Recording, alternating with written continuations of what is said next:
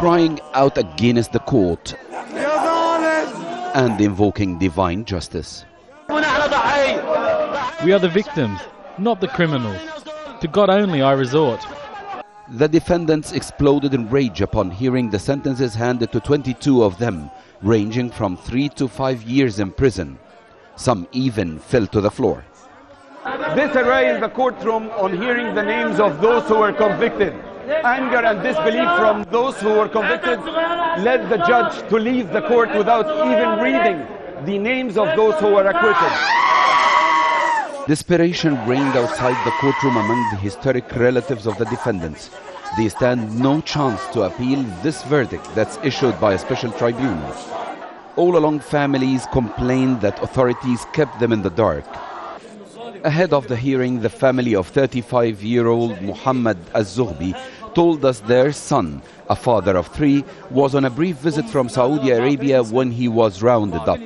They say they still can't understand why he was arrested and tortured. He was among those sentenced to 3 years. Shock waves extended even to defense lawyers who couldn't contain their sentiments, hurling insults at the judicial system and the regime.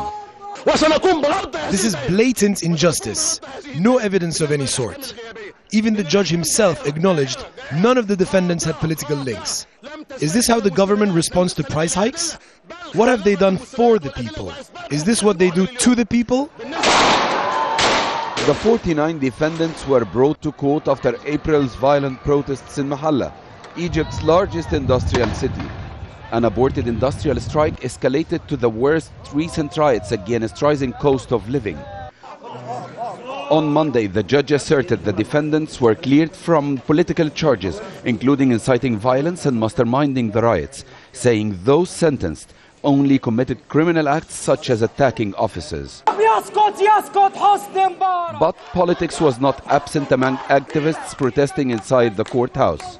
Down, down Hosni Mubarak, they chanted against Egypt's top symbol of power. For them, this trial was yet another attempt to stifle dissent, another case of police brutality. For them, Mubarak and his government are responsible for what they describe as impoverishing Egyptians. Amr El Kakhy, Al Jazeera, Northern Egypt.